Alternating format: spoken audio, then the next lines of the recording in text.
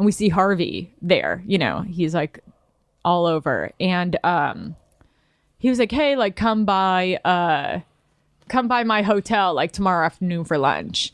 And I was like, I'm not going up to your room again. And he was like, no, we're just gonna have coffee downstairs. And I was like, okay, all right. So I go there, he's downstairs in a meeting, and he's like, I forgot something upstairs. And I was like, okay, I'll wait down here. He's like, no, just come with me. And there was like an assistant with him. So I was like, okay, like maybe this is gonna be okay. So we go upstairs, and then he starts getting weird. And he's like he's doing weird shit now to his assistant when I'm just sitting there. And I can't, like, he's trying to, you know, make her like kiss him or something or do something like that. And I'm like, all right, I gotta go. And he's like, no. And I'm like, no, it's fine, I'm gonna go. So I ended up leaving. I see him like the next night out at a party. He's like, come sit with us. The guy I was kind of dating, we were all like hanging out together. It was fun. It was no big deal. We party hopped around. We went to like clubs and shit. Couple months later, then I see him in LA, and he's like texting me to come back. Or maybe it was like a year later or something. He's texting me to come back. And I was like, no, I'm not going to come back. Because at this point, I know what the deal is. And he's like, no, it's not like that. I'm going to get you an audition. So I don't see him. He gets me an audition for this movie. What was the boxing movie with Jake Gyllenhaal? Southpaw, yeah. Southpaw.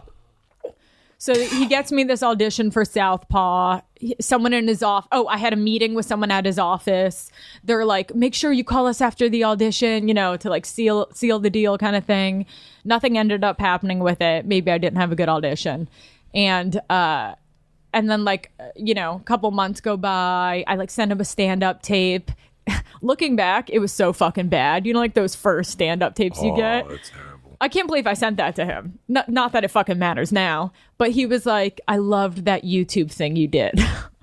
he was like, you know, work on your half hour. I'm going to get everyone in town in a room together to watch you and like, you know, watch you do like a half hour or something. He, you know, promising me things.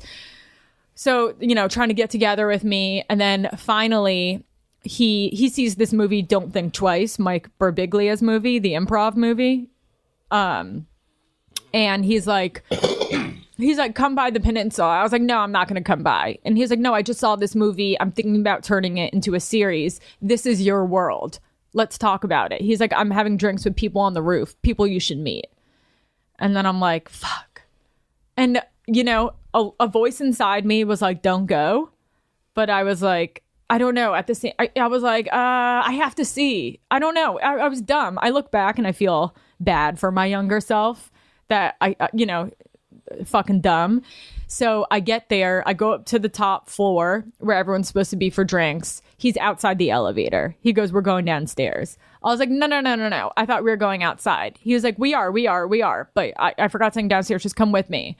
And I'm like, no, I'll wait here. And then he does like the dick like thing when he's like kind of like condescending, like I'm dumb. Like, no, just what are you doing? Like, come downstairs. And I'm like, okay.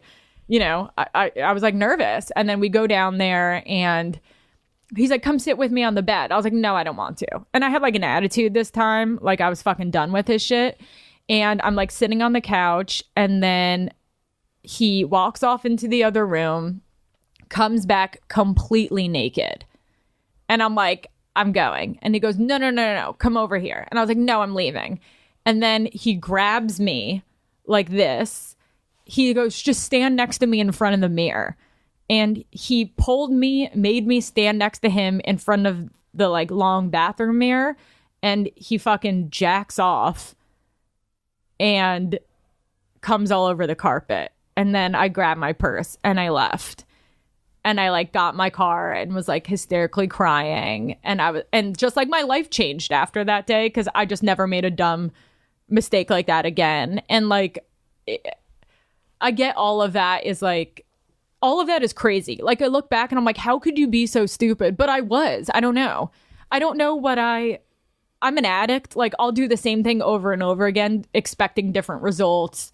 Like I'll put my hand on a fucking hot stove like 5 times before I'm like, okay, I keep getting burned. So that's like basically the gist of what happened. And then, a couple years went by and all this stuff started coming out. And I felt like really emotional about it. And everyone's like, come forward, come forward.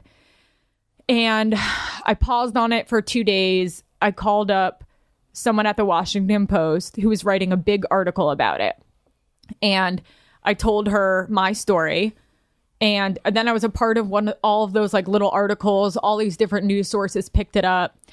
And while all of that was going on when it first happened, I felt like very emotional over it. It felt like it brought up a lot of trauma for me. And I was like a wreck. Like, so then I just stopped talking about it. And people would always, since then, for the past 2 years, people have been messaging me about it, or maybe the past 4 years, I think now, or 3, however long it's been going on for, have been messaging me, trying to get me to talk about it. And truthfully, I never wanted to talk about it again. And I never because I just felt, for one, embarrassed. 2, I didn't want to bring up the trauma again.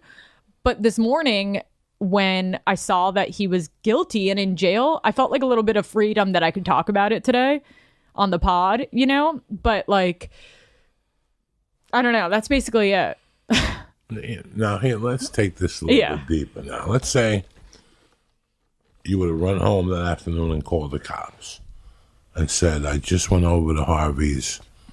He jerked off from in front of me.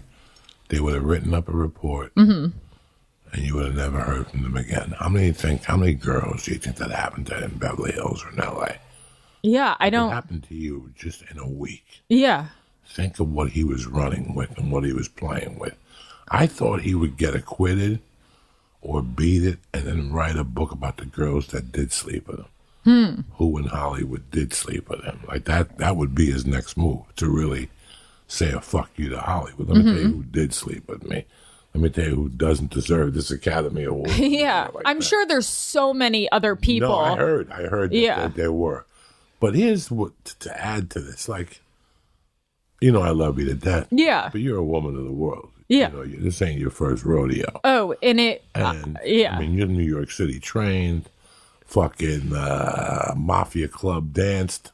Yeah. And I came from that world. So this wasn't as shocking to me until the third time when it just wrecked me. But here's the other thing that I'm thinking about.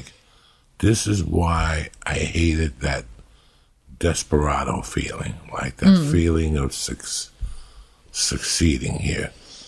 We're going in like fucking Marines, you understand me? Welcome to church, motherfucker.